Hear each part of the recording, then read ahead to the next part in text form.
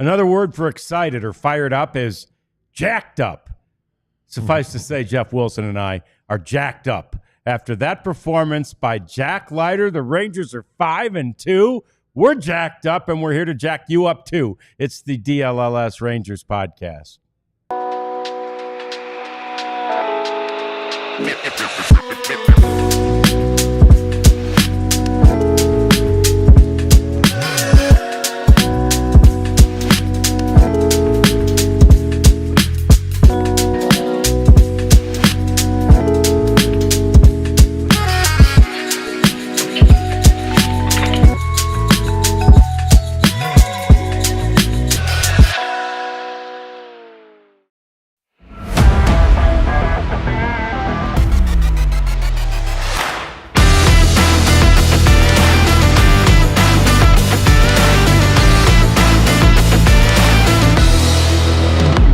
Oh, there's the genius of the prophet. Leiter fluid. Yes, Jack Leiter was fluid today, and he was fire, which is typically the result of Leiter fluid. So you get it. You get the play on words there from the prophet. Yeah, what a great game it was for the Rangers youngster, Jack Leiter. It's the DLLS Rangers podcast, post-game edition. John Radigan here with Jeff Wilson, and the prophet is Elijah Smith over there making all those great little graphics and puns for us, and we appreciate that very much. We appreciate you, too. Chat with us, like us, subscribe to us, but let us know what you thought about the performance by Jack Leiter today. I don't know that there's a way to think it was anything other than great, Jeff. I mean, I guess if there's anything you're disappointed in, it's that he didn't get to come out for the 6th because of a precautionary thing with the blister on the middle finger. Yeah, I mean, his command...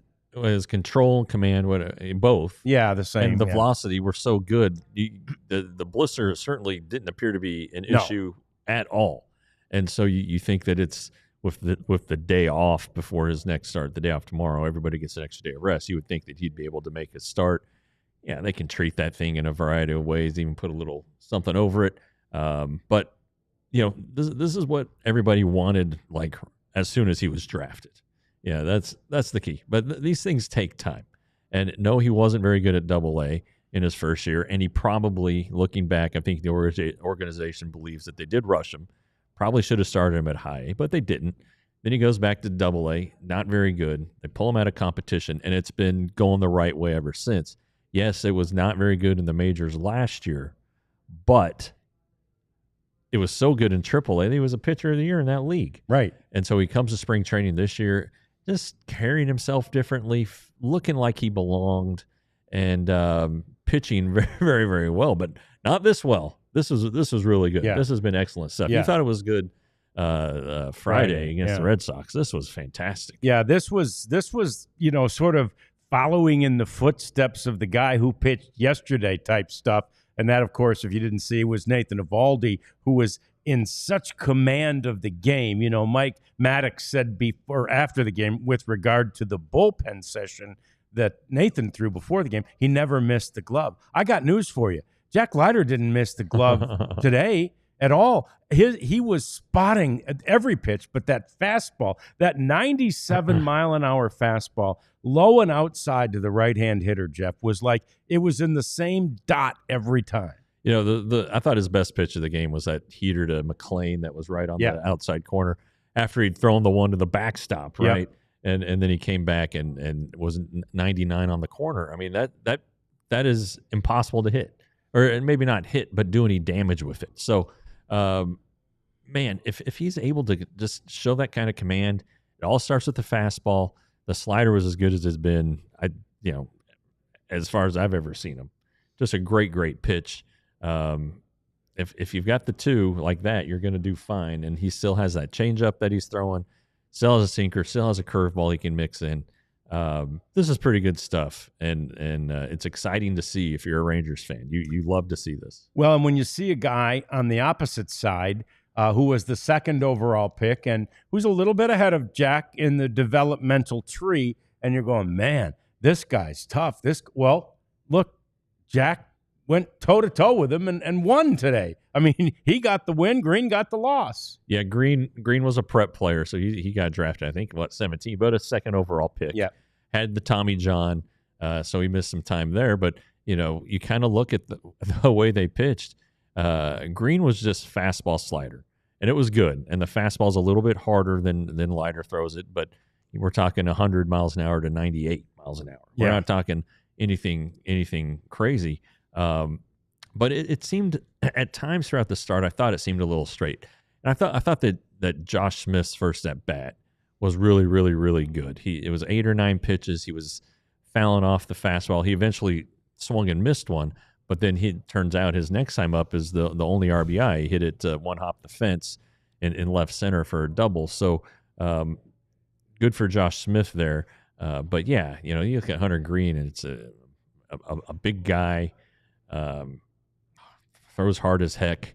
He's a good guy on and off the field.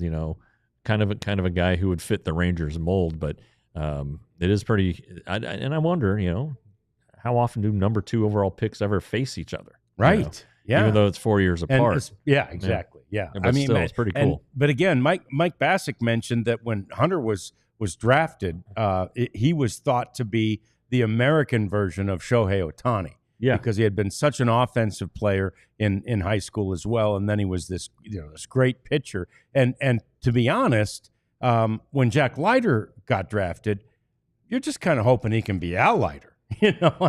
Maybe more. But my point is that you're just asking for him. And boy, I tell you what, he was all that and more today as he just and he seemed to grow even more in confidence, which you will.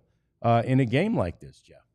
Yeah, maybe it's a situation where the offense isn't going to have a good day.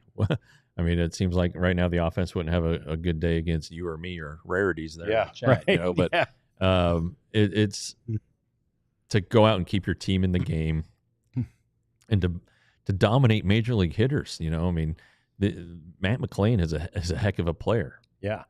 Former first rounder. Yeah. Elly Cruz, of course, all-star and one of the faces of the game, and you're going against a manager who knows how to manufacture runs. Great point. And Terry Francona. And that Hunter Green's going to be tough. So you go out there and do what you did, blister or not.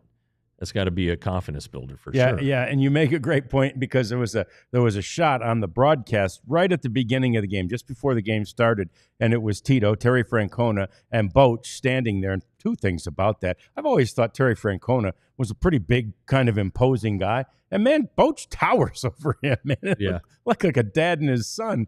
But anyway, but I thought there's those 2 future Hall of Fame managers standing there for this picture and everything. I thought, I hope that's not the highlight of the game.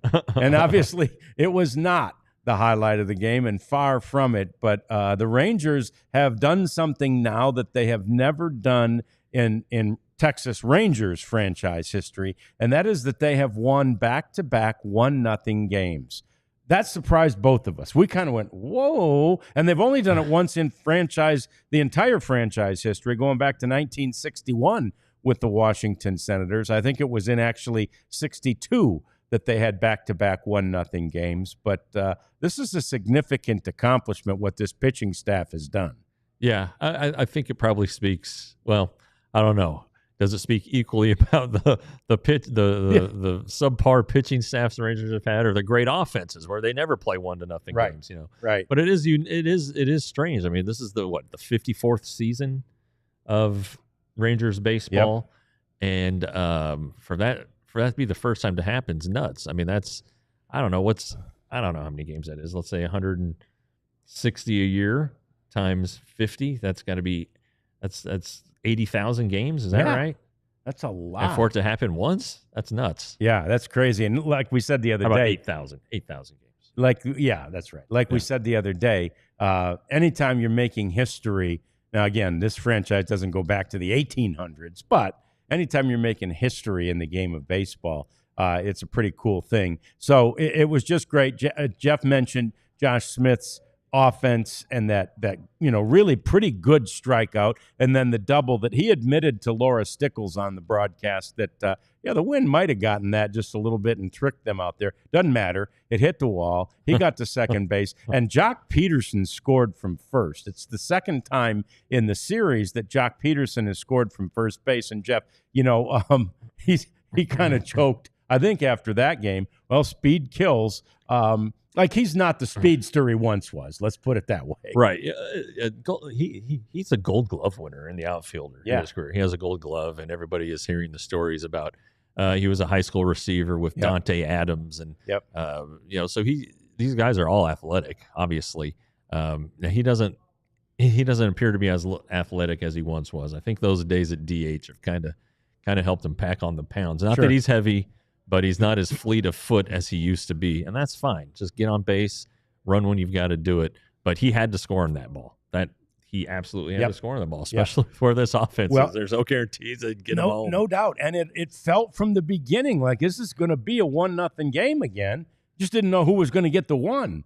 So if the Rangers got the one, which of course they did, that was a great thing. And then Josh Smith had a great play defensively too. I mean, with what the wind was doing as it kind of blew across, it almost blew from right field over to left field, but everything you tried to hit to right field was dying. And if you got it into the air in left field, you might have some luck, a la Josh Smith. But that ball that Josh Smith had to field was just all over the place, and he goes out and makes a over-the-shoulder kind of a catch. It looked like it was going to drop in. Yeah, last year in June, right when he kind of hurt himself, hurt his tailbone area, he made a great running over-the-shoulder catch from third base in shallow left field, a ball that nobody ever thought he would catch. He's very good at going back on pop-ups. He's a really good infielder, very good shortstop. King Twister says it seems like the Rangers play better with Smith at shortstop, and Smith is a better shortstop than Seager. Corey Seager is fantastic on pop-ups, though. Yeah. So but you're right. I mean, Josh Smith has the better range and all of that. Just the way the club's constructed right now. Yeah, Corey Seager is going to be. You got to tap the brakes on he's that. He's going to be the shortstop. Yeah. But I get where you're coming from. And a lot of times, all you want from your shortstop is to catch the balls that are hit to you and make the outs that you have to make. I mean, that's what you want from all of your defensive players. And then occasionally go out and make a nice play that the other guys do. The play that ended the game Sunday when Corey had to charge it and make a quick accurate throw, very, very good. He does a lot of good things defensively, but man, that was a good play by Josh Smith. Yep, there's no doubt about that. That was a great play by him. And how about the plays on defense that Jake Berger continually needs to make? And he continues to make them. It's really amazing how the ball finds you. I mean, I swear to God I haven't written 3-1 in my book as much in 7 games as I have so far this year, Jeff. It's always seems to be hit to Jake Berger, and he's got to feed it over to the pitcher, and several of them have been difficult plays to make, and he's made them. Well, I think you said it either during the postgame show or just to me in casual chat about how the Rangers' ground ball rate is up drastically through the first, at the time, 6 games this year compared to last year, and that means your guys got to pick it, and the first baseman has to do his part too, and fortunately. The thing that Bruce Bochy has said during spring training is that this guy's played third base and second base, so he has some range. He knows how to get around. He has good footwork, and the few times that it'll come into play, he's going to have a good arm because it's not easy to throw from third to first. So there's a good foundation there, right? And the expectation is it'll get better.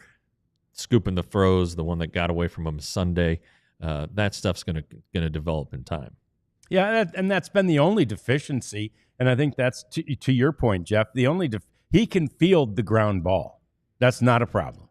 It's the scoop right now not all of them have baffled him. He's scooped several balls, but the scoop is sort of the thing that is sort of on the learning curve right now, and Jake will get way better at that too. But it's been really fun to watch him because the ball has found him so often so far early in this season. All right, coming up next as we run through this 1-0 win that gets the Rangers to 5-2 on the season.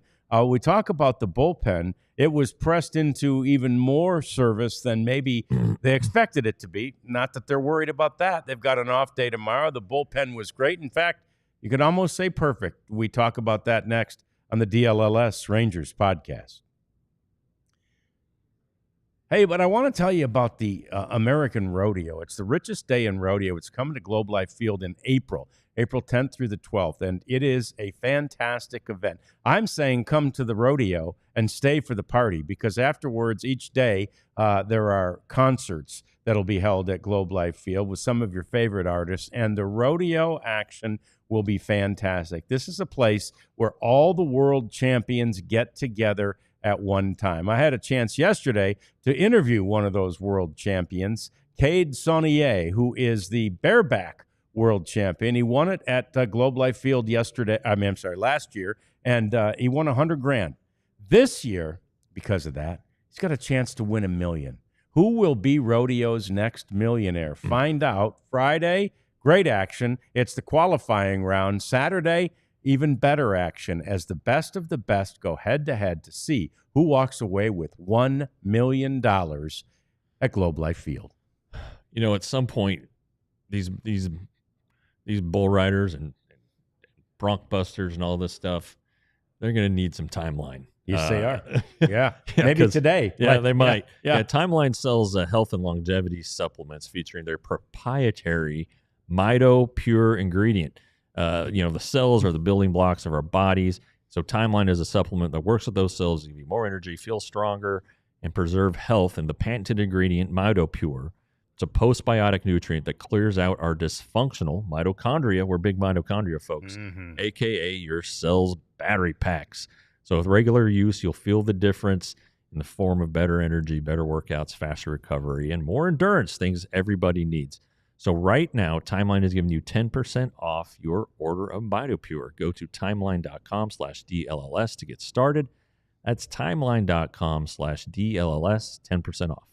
Is that the real Gil every time? That is the real Gil. Yeah, What's he saying? That. I can't see it from here. He said Duran is lost at the plate. What about Foscue at second when Seager rests? The shortstop could be Simeon. Why not? Well, Gil, we always appreciate Gil's insight. We do. I love seeing Gil in the chat. Former Fort Worth newspaper columnist for forever, and then now he's a Rangers season ticket holder. Sits right below the press box, so we get to see Gil every once in a while. But Foscue isn't very good at second. No, and I think that's the concern with that. And then he still hasn't hit. He's just not hitting at the major league level. He had a home run last night at Round Rock. But I think there are concerns about him offensively. Simeon could probably go play shortstop, but I don't even know the last time he took a ground ball over there. But it doesn't matter. He's got Wash's teaching behind him. So, piece of cake. I tell you what, I wouldn't mind Jake Berger at third. Give it a shot. The problem then is that you got to play Jock Peterson at first. I was going to say, who do you have at first? I mean, then you're putting Josh Smith over there. I mean, you could call up our boy Blaine Krim. Yeah, you could do that. Anyway, it's too early for that. And by the way, Josh Smith can play second, too, if you wanted to do that. The thing is, Marcus Simeon does not want to move. His first year, when Seager was out, they moved Simeon over to short and put somebody else in at second because, Marcus had been a shortstop. And then after the first year, he said, I don't want to do that anymore. Yeah. He is one of those creatures of habit. It's one of the reasons that Marcus Simeon has said, I'm not trying any, torpedo bat. Anything like that. I do what I do, and he might. I mean, look, he might, but his initial instinct is, I just want to keep doing what I do and doing it every day. Same thing with Corey Seager. Corey's like, it's not about the implement. It's about me and my body, and if I'm in a position to hit. Yeah. And so those are the things that those guys, cherish and have made them so successful. That's why they got those huge contracts that they got with the Rangers, because of, in the case of Simeon, longevity and consistency, and in the case of obviously Seager, not that much longevity at that point, but spectacular consistency. So those are the things that those guys are striving for. Marcus really doesn't have any interest in playing shortstop on any sort of a part-time basis. Right. Now, if something happened, God forbid, to Seager, well, they may be able to talk him into going, you're going to play it the rest of the year, something like that. Well, Rarities said, would Walcott be an interesting call-up?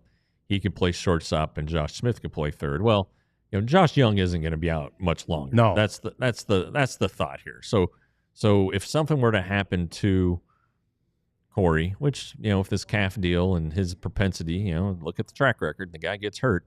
If they needed a long-term shortstop, they'd probably still stick with Smith. I think they'd be intrigued by Walcott. Of course, Walcott has played like 5 games at AA. I know he's in big league camp and showed pretty well. 19, and plus, when's the last time they played? Right. The AA season doesn't start until Friday. Maybe eventually, and I really think that if Walcott gets off to a fast start and can get bumped to AAA and keeps producing, then I think at the second half, the Rangers have to think about some things. But I do think that Duran is not long for the roster. I just he has to be on there as insurance. I think that's ultimately what it was. If Young and Seager had been healthy to start the year, then maybe they do something else. But also kind of look at their position player pool. Guys who are on the 40-man roster position player-wise. It's Foscue and Ornelas and Dustin Harris. Yep. Off the top of my head, I might be missing one, but so that's what you're choosing from. And again, Smith Duran is just more versatile than them. He has more offensive impact upside than Ornelas. I mean, Ornelas could have played today or yesterday, and he didn't. Yep. So anyway. And Jonathan's offense isn't what Zeke's has been or what it can be, right? Yeah. I mean, Zeke has proven that he can do it at the major league level offensively. Nobody's doing much offensively right now for the Rangers, nor him. But the thing that bothers you is, the error on Sunday. He let that throw sail on him today. I mean, he got to that ball. He did the hard part, and then the ball just sailed on him. Jake Berger actually made a heck of a leap to get that ball and keep it from letting that runner advance on to second base. So those things bother you just a little bit because I think Zeke's always been pretty good over there at the hot corner. But definitely better at shortstop. No question about it. But he can play second. He can play first. They're just and both he and Smith can play the outfield. Ornelas probably can too, but just the way it's set up right now. They again, with the way the 40-man remains, that might have been what cost Sam Haggerty a shot at the roster. Although Haggerty can't play shortstop, so a lot of different ways to look at it. Yeah, and we speculated way back in the winter in the off season, maybe early in spring training. It might have even must have been early in spring when the 3 center fielders were here. Right, and you had Evan, and you had Leote, and you had Kevin, and you're like, man, Kevin Pillar's probably going to make this team. And the thought was, maybe it's at the expense of Ezekiel Duran.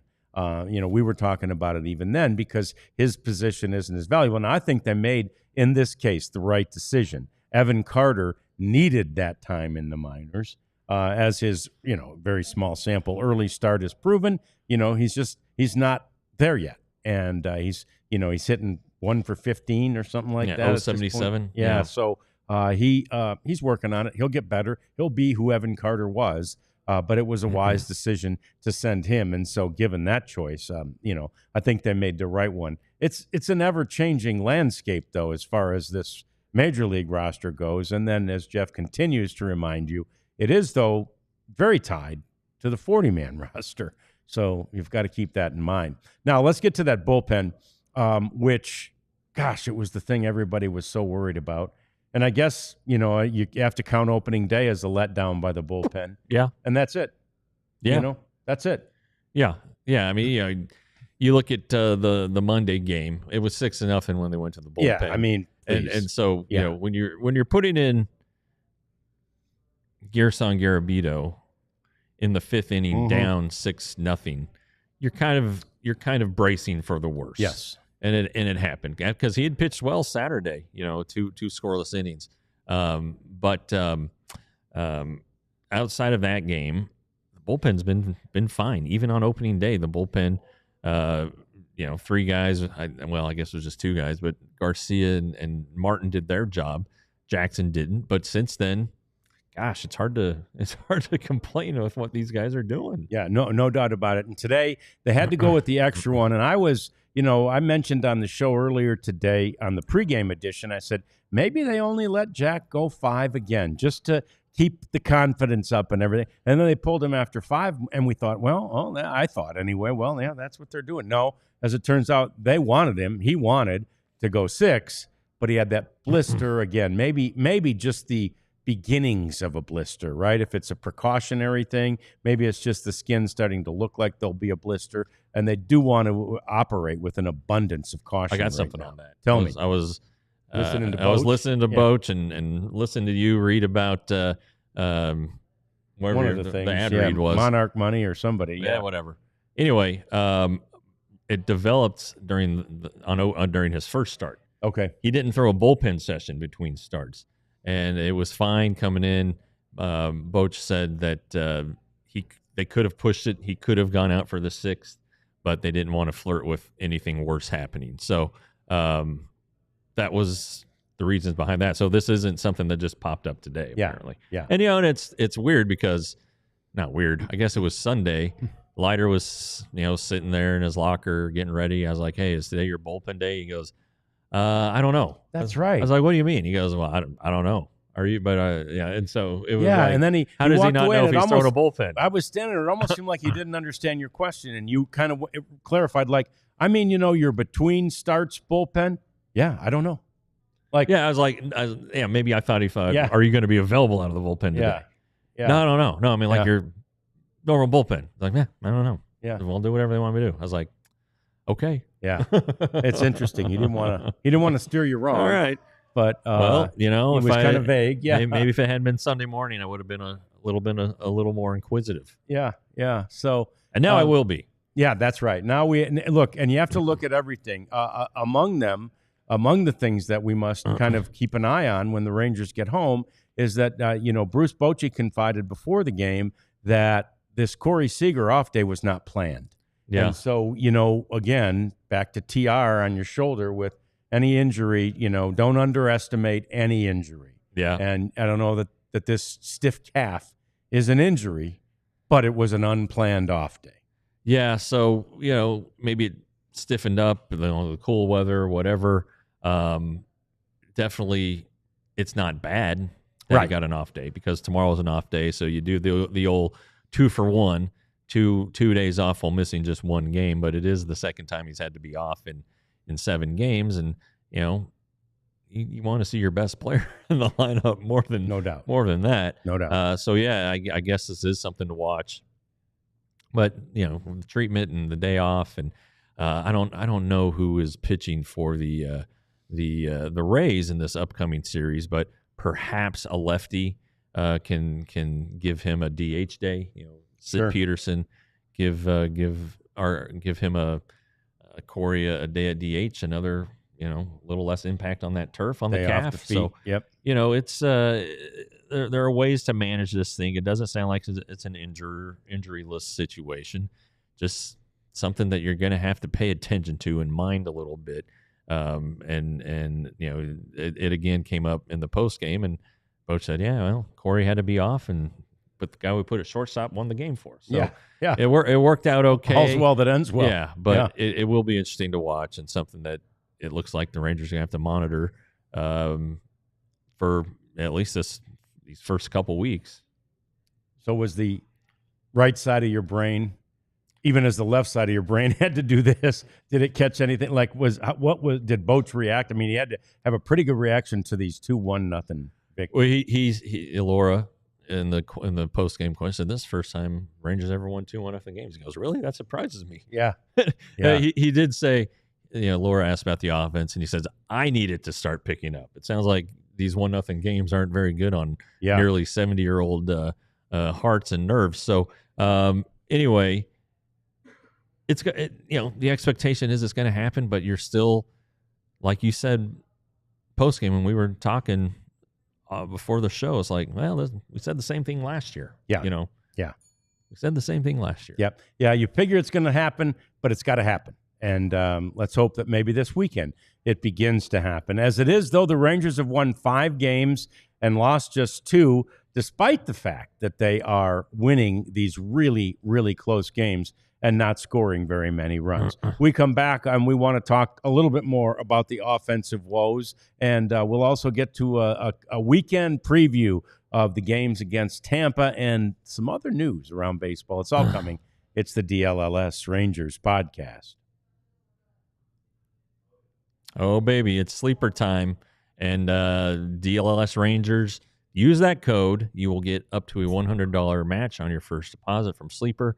Our favorite daily picks, I don't know, service provider? No doubt. I don't know what you call No it. doubt. It's a service for me. I enjoy it. So does Henry Wilson, who coaxed me into placing a Sleeper daily picks yesterday. And he came close, got 4 out of 5. Wow. Yeah, Fernando Tatis Jr. did not get a hit for him, though, so he didn't cash in. He was really counting on that $11. And then I ended up hitting an NBA play last night. Nice. Just Any for double-doubles in Just there? for a little bit. It was only double-doubles. Yep. Yeah.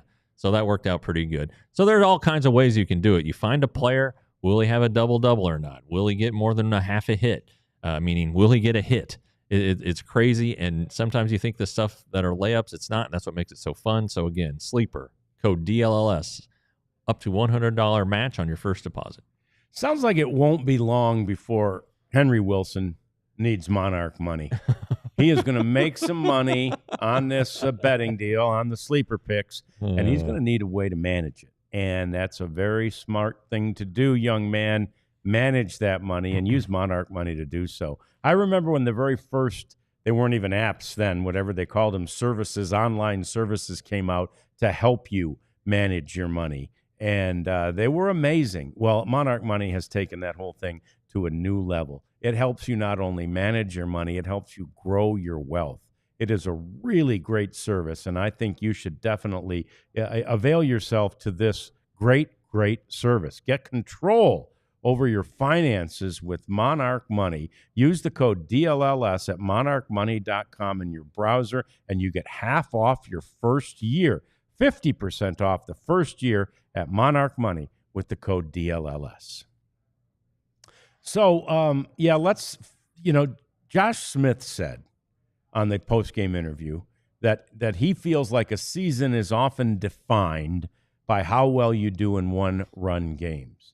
So, success. Let's go. We're done. Rangers, that's right. Because they're doing very, very well in one-run games thus far this year. That said, and I know Boch has said that. I think he said it during the homestand. It'd be nice to have a breather, kind of like they were on the wrong end of the 14-3 game, but to have a 14-3 game, the other way. Yeah, kind of get out and let the bats get on a roll and get swinging. Though it didn't carry over for the Red Sox the other night, but one-run games, you can look back in Rangers history. The 2016 team that won the division was something like 36-13 or something like that in one-run games. They won division. They didn't have a great run differential, and so when the playoffs started, a lot of teams were like, "Well, look at that run differential." And it ended up. And I didn't buy that math. I really didn't at the time, and it was right. I mean, it was right. So then, here comes 2022, and they're just giving away one-run games left and right. Well, guess what? Chris Woodward and John Daniels got fired in the same week. So Josh Smith might be onto something there.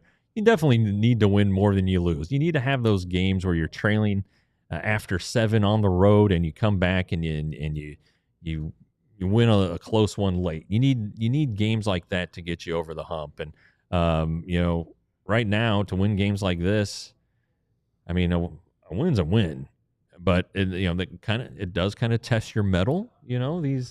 These close games. It shows you do know how to win a game and what it takes to win a game. But this offense as it is right now, it has to get better, and it's no doubt. It's got to, because it can't get much worse. No, it really can't. It needs to kind of happen. They're getting 3 hits a game and 4 hits. Today was 3 hits. Each team actually had 3 hits today. You need more than 3 hits. I mean, to me, I honestly think there's nothing more frustrating offensively than a high number in that LOB, left on base column. Yeah. That said, I'll take 11 LOB over 3 hits, right? You gotta get on base, right? The only way you're going to score runs is to get guys on base, and there haven't been any walks in part due to great pitching, and there haven't been enough hits. And so consequently, I think, would the Rangers have 4 base runners? Was it just 1 walk today?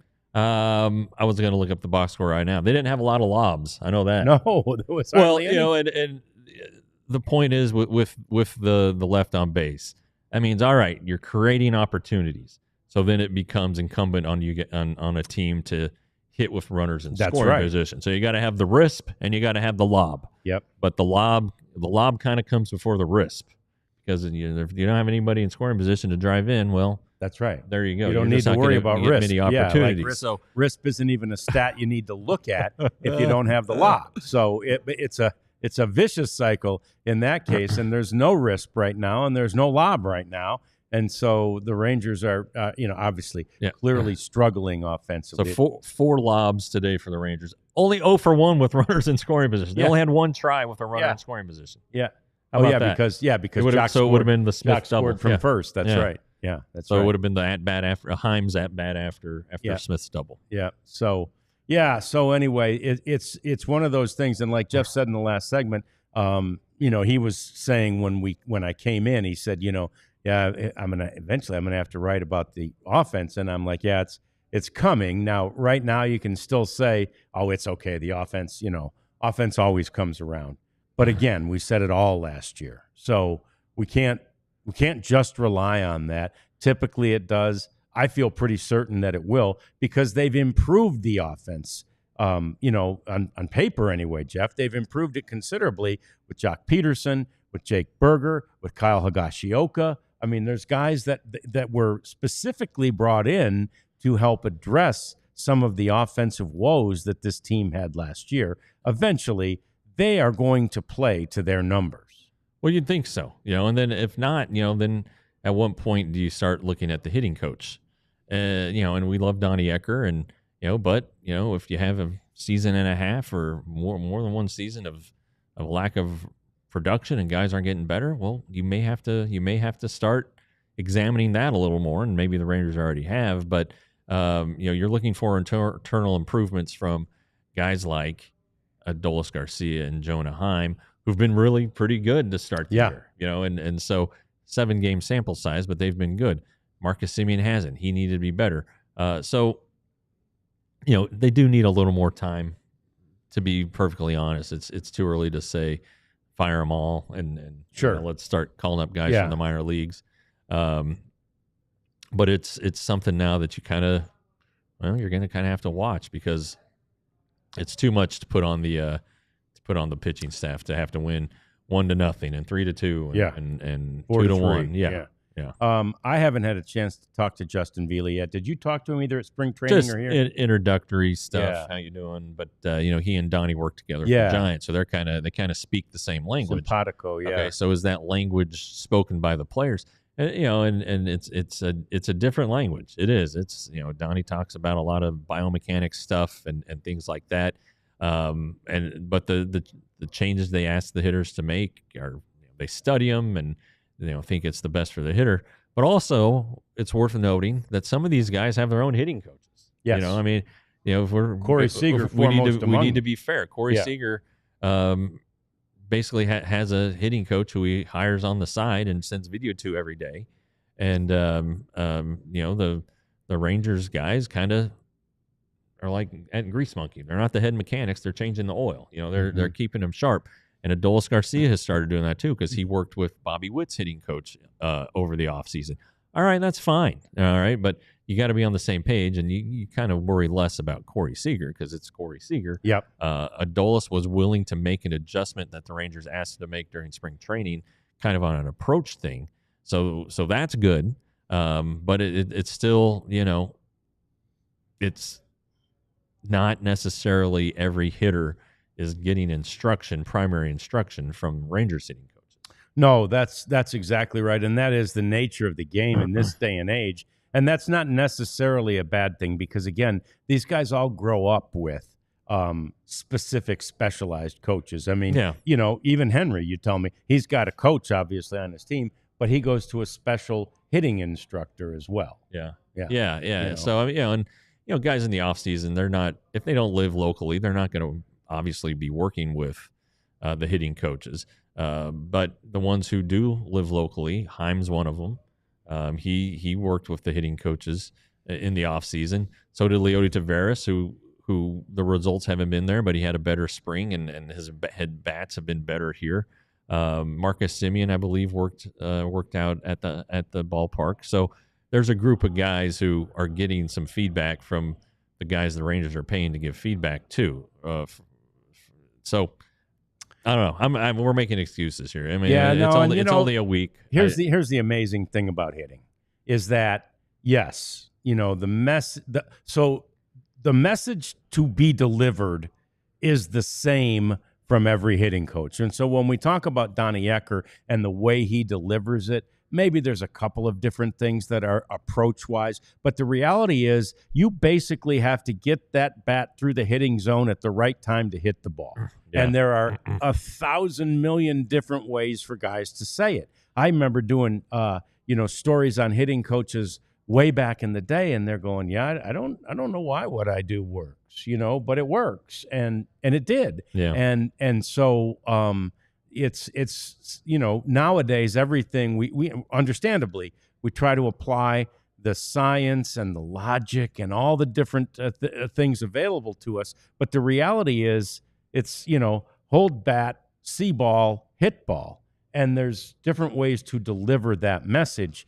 But the only thing that would concern me a little is if it's not natural anymore, right?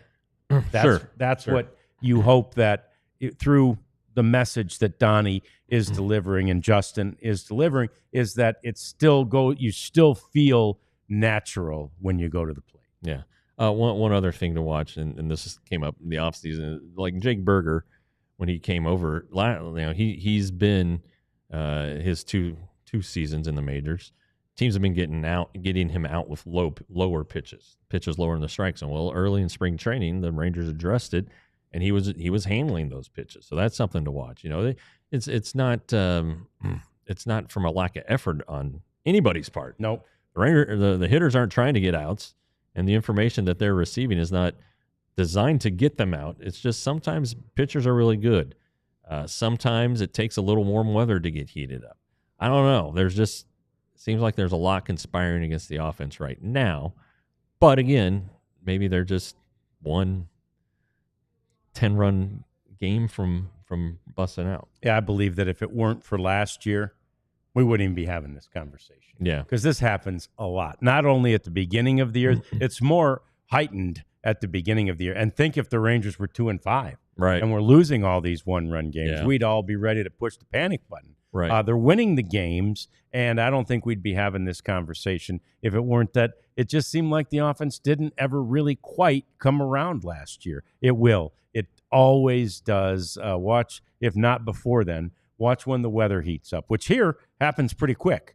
And, of course, the temperature is always the same here pretty much because we don't keep the roof open very often. So, it's going to happen for this offense. It's too well constructed with too many guys who have too much experience for it not to work here. So I don't think there's any big picture worry about this offense, I guess, Jeff, until there is, Right. Yeah. And I don't think the first 7 games of a season are the time to hit that panic button. Not even close. You don't even need to find it yet. But the Rangers definitely do want to, need to, and will hit better than they have thus far. Can they win at a higher percentage? I don't know. But if they do, well, by God, they're going to the World Series with the undefeated Dodgers. That's right. So the Padres are undefeated too. Yeah, how about that? Yeah. Yeah. And we mentioned already, the Angels are in first place. The White Sox are up there in like second place in the and beating up on the Cardinals, I think, again today, weren't they? Yeah. So, well, no, because Mista is in the chat going crazy. Brock Burke just gave up 7 runs in the 8th. Oh God. The Angels and Jeff Fletcher, who's one of their beat writers, he was saying he had no idea how they were going to get through the game today. So I think that's why Brock Burke was left in the game so long, because they were very, very short on relievers and apparently didn't make a roster move. So that explains that. So why Wash left him in. Yeah, Burke took one for the team. Basically, yeah. And maybe on a flight to Salt Lake City tonight. Yeah, might well be. So, wow. Well, there you go. And good for you, Mista. The Cardinals have come back in a big way. So, more coming up. As we look ahead to the weekend against Tampa Bay Rays, a quick 3-game homestand for the Rangers, and we'll talk about some other news around the game of baseball today. It's next. It's the DLLS Rangers podcast. But you got to become a diehard. I really encourage it. Jeff does such a great job, as do our other writers. Every one of our writers is super busy right now. You got 2 of them, thankfully, for the Cowboys over there with Clarence Hill and Joseph Hoyt, because, God, Jerry Jones just can't get out of his own way. Yeah. He's going to say he doesn't even know it's basically like saying you don't know Scott Boris's name if you're the owner of a major league team. This is the preeminent NFL owner. Jerry doesn't know, not owner, but agent, and Jerry doesn't know his name. Anyway, there's so much to write about things like that, and as well as the Stars, who are one of the best teams in the league, going away. Mavs, who have been completely unable to get out of their own way since the trade. So all that stuff is available to you for so cheap, $79.99. You get a free shirt each and every year that you become a diehard, plus 20% off all of the things that we provide, which are trips and fun activities out and trips to Cosm and all those things. So alldlls.com, become a diehard today. We did not make any wardrobe changes from pregame to post. So our uniform had not changed. I'm sporting the camo DLLS hoodie with the red shirt that you see there on the screen underneath. John's got the diehard. I almost wore Texas Chew today, and I thought that you might wear it. I think I just wore it. I think it's in the wash. I thought you might still wear it again. Yeah. Anyway, I'm wearing it Friday. Don't wear it. All right, I won't. Okay. Yeah. So anyway, these shirts are awesome. Store.allcitynetwork.com. We got 2 more coming out. Hello Win column, and it's baseball time in Texas. Mine are in the mail. So that's what if they come on time, you might. I might have to. I might have to wear one of those. That's right. That's right. But we're going to hold Texas Chew in reserve, just in case. But anyway, store.allcitynetwork.com. T-shirts, sweatshirts, beer mugs, steins, coffee cups. Get everything you need there. Yeah, it's great. We love their stuff. We love you chatting along with us. We appreciate you and keeping up with everything for us. Let's first talk about this weekend series in Tampa, and after an off day, which I don't even want to say is much needed, but needed, helpful. The bullpen is now going to be completely fine. Yeah. And again, that's more so than the off day. That's based on what Nathan Eovaldi did yesterday. Sure. Sure. Yeah, they got a full day of rest yesterday. It was just pretty normal today. Obviously Jacob Webb was in there. I don't know if we mentioned Jacob, but he did a good job. I will say this, too, with regard to the way then things played out. I was surprised that Jacob came back out for the 7th inning and not just go straight to Robert Garcia. Well, I think they wanted him to face the right-hander, and he did, and Jacob did his job. He did, and it was an error. Got the grounder, and that was the Duran error. But Webb is really good against lefties, and so I've kind of expected him in some spots against lefties through 7 games, but it hasn't happened. But to your point, and to what I wrote today, if Eovaldi goes 5 innings yesterday or 6 innings and they have to use the bullpen, what happens today when Jack Leiter's got to come out after 5? It really, what Nathan did yesterday really set the Rangers up for today. On the Rays series, Molly, DeGrom, Rocker for the Rangers, 3 right-handers for the Rays, so no DH day for Corey Seager. Zach Littell, Taj Bradley, Drew Rasmussen. I think it was last year. Maybe it was the year before. Zach Littell was in Rangers camp trying to get on as a reliever. That's right. And then he goes to AAA. The Rays offer him a big league deal, and son of a gun, he's in He's in the rotation now. Yeah. You know, they don't have the real kick-ass lefty whose name I can't remember right now. Had Tommy John surgery. Now he's got a shoulder deal. McClanahan, Shane McClanahan. Shane McClanahan, maybe. Yeah. Anyway, but man, what a story this Zach Leiter is. And he's the one who, in his last season with the Giants, flipped the ball at Gabe Kapler, or had it out with Gabe Kapler on the mound, and then Gabe just kind of let it happen, and then went to the dugout and just aired him out. And the next day, boom, Sacramento. Wow. Yeah. Yeah. So don't anyway, do that. Yeah. And don't do that. Yeah. And interestingly enough, they did not retain him. So yeah. So so I gotta Kapler, believe, Jeff, at this point, two of those three pitchers for the Rangers are chomping at the bit. Maybe Tyler Mahle most of all. I just have to think that he was obviously hoping, expecting, planning for so much better in his first start, and with his veteran experience, I'm sure he actually probably wouldn't have minded starting one of the games in this series, because that's back home for him. But right. But in any event, I got to believe Mahle is anxious to get out there and, lack of a better word, redeem himself. Yeah, just kind of get that one out of the way. Flush it, because it was unusual. I mean, we haven't seen him a lot. No, he hasn't. An inning and 2/3 with 4 walks. That ain't great. No. And so something was up. Maybe his mechanics were screwy. I don't know what it was. The nerves could have been it. I mean, this is a big year for him. He missed almost all of last year because of Tommy John, and the year before that he made the 3 starts, and he had a shoulder deal. Turned out to be a stress reaction in his shoulder. All right, it was fine. And he looked great in spring training. He really did.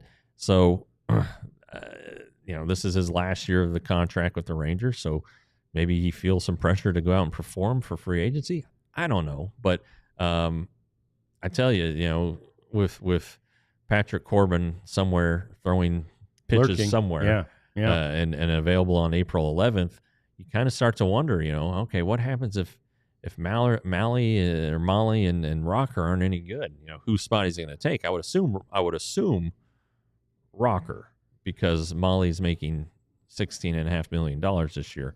But I mean, you're not going to get rid of Leiter at this point. Yeah, he's not leaving the rotation, so they're going to have some things to decide. But these things always seem to work themselves out. They do. That we were talking about 3 center fielders. What's going to happen? Well, it worked itself out. So, Rarities asks, what's your prediction on the rotation when Bradford and Gray return? Well, that's another thing. I don't know. Bradford has worked as a reliever, but the Rangers definitely see him as a starting pitcher. Gray, obviously, we talked about it throughout the offseason. Could he be a great reliever? He's making a pretty hefty sum, and is a starting pitcher and looked fantastic. They both did in spring training. So I don't know. That's a good question. The question is a good one, because what's happened here is that Jack Leiter, at least through 2 starts, has sort of said, I'm a part of this rotation. Yeah. Right? I mean, that's what's happening. And so when those 2 come back, now you have 6. But again, who knows? I mean, maybe we're going to find out. Sometimes when guys are so uncharacteristic, like Mahle was in his first start, you find out that, he had this nagging thing and he just didn't want to mess with it. And he didn't want to say anything yet, or whichever, right? And the next thing you know, perhaps Mahle needs to take some time, needs to be shut down for a while, who knows what. Any number of things could happen. But to your point, and to Rarity's point, look, Jack Leiter has announced his arrival. That could change, but it sure doesn't look like it. I mean, I got to believe he's going to be taking the mound, next time out with a tremendous amount of confidence. I guess that'll be against the Cubs. Because that would be Rocker, the middle game against the Cubs. Wrigley. It's so early. And what if this blister puts him on the injured list? Sure. So they're just a lot of things that can happen between now and then. But it's if it stays like this, well, all right. You seem to kind of have an idea what's going to happen. When do we panic about Simeon? I wouldn't panic about him yet. You know, I know the postseason and last season weren't great, but he's going to figure it out, I think. I do too. He just, I don't know. But he's going to play, but maybe he doesn't need to be the leadoff hitter if this continues. No, if this continues, he probably doesn't need to be the leadoff hitter. I heard the radio boys, I don't remember, I think it was Matt, not Eric, but might have been Eric, one of them yesterday saying, you know, it looks like through spring training and through the early part of the season that the most consistent hitter on this team is going to be Wyatt Langford. Agreed. And I agree with that too. And so, you know, if that's the case, and look, he can do a lot. So, you know, yes, you like him in the 2 or 3 spot in the batting order, but maybe you make him a leadoff hitter. You know? And, you know, we were talking one day with Bruce Bochy in spring training and about this, and he's like, you know, we've thought about Langford, we've thought about Jake Berger, and we've thought about Jock Peterson. Okay, well, you know, the leadoff man doesn't need to go out and steal you 30 bases. I mean, Wade Boggs was a leadoff hitter for part of his career, so not exactly the fastest guy on the planet. And so I think that's the change you'll see. You know, he's not going to be sitting or anything like that, and they're not going to give him 2 days off to work on his hitting. They're just probably going to drop him into the order. You know, he batted second, he batted first, he batted fifth for the Blue Jays before he came to the Rangers. Yeah. So he can hit anywhere, and he's even said he doesn't really care where he hits. He doesn't need to be the leadoff hitter. That's interesting. So yeah, it really is. It'll be a interesting series, and it's just a quick trip home. So get out there and have some fun watching the Rangers against the Rays this weekend. See if they can continue the way they've started this season, boy, winning 2 straight series. Now, a couple other notes from the world of baseball. First, Mike Trout.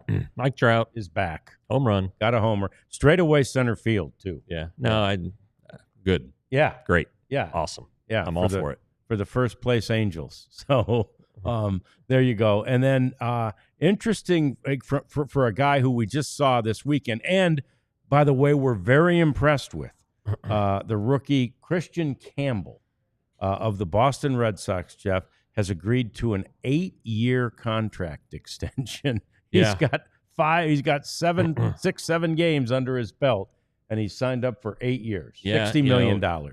Teams can try to do this stuff. It's risky. It really is. I mean, you've seen some success stories with Evan Longoria. But you've seen some bad ones like John Singleton and Rougned Odor. Sure. You know, and Jackson Merrill signed a 9-year, $135 million with the Padres, and so Rarity's asked, we need to give Langford an extension. I guess he didn't ask. He's saying need to give Langford an extension.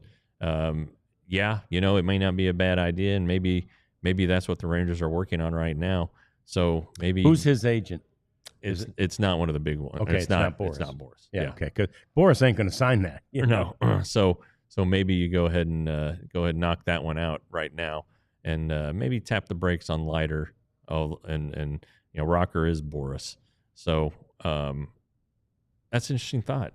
Yeah. Rarities, and I kind of had the thought myself. It is, and I saw somebody else in the chat say, you know, Leiter, Rookie of the Year. And it's interesting because when you went through all the list of, you know, at the beginning of the year, everybody went through the list before the season started of, you know, who are the Rookie of the Year candidates. That's one name you never saw. You saw Rockers, right? Yeah. But one name you never saw was obviously, they didn't even mention Leiter. I just assumed, MC, that you were talking Leiter. And it's one name you never saw. But I tell you what, this kid keeps pitching like this. He's in that conversation. 100% he is, you know, and you know, Jackson Jobe, he was your pick, right? You know, your Tigers guy. Anyway, and then Justin asked about Teodo, who pitched last night and threw 2 scoreless innings, struck out 4. I don't know when he will get called up, but it seems more and more likely that it'll be this year. It seems like it's going to happen because they're gonna, like we explained earlier this week, and Ross Fenstermaker on an episode of the Weekly Show said that they're going to hold him to around 3 innings. So, you know, and then they're going to make a decision if they need him with the big league club. And if they don't, then he can get stretched out a little bit further to start. And if they do, he can come and help out the bullpen. You know, I wouldn't say it's going to happen imminently. You know, the Rangers seem to be content, at least for the time being, with what they have. Things are going to change though next week, or whenever they decide Corbin is ready to join the club, and where and how he'll join the club. So change will be afoot, but you also have to, I think they have a plan for him. How often is he going to pitch? Right. That's the thing. When you come up to the majors, you can't pitch twice a week. You may have to pitch 3 or 4 times a week. And I know he's a prized young arm. He'll be going multiple innings, but it's really hard to plan those outings out just based on what happens in a game. You can say, oh, let's target him to pitch behind Molly. Well, what if Molly goes out and is dealing and gets into the seventh? Yeah. Well, you're not going to go to Teodo there. You're going to go to your guys. So we'll see.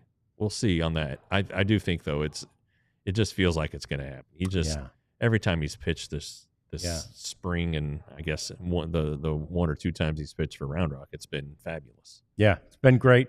He's brimming with confidence, no doubt about that. So is this Rangers team, and rightly so. They're getting wins, and they're getting wins in close games. 1-0 again today. First time in Rangers history that the team has won back-to-back 1-0 games. So there's that. And then we're off tomorrow because the Rangers are off tomorrow. It won't always work that way, but it does this time.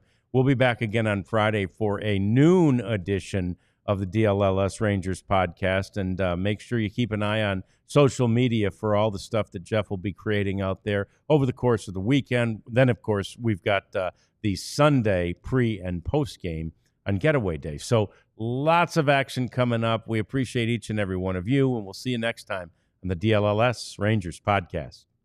We all silly like the mayor.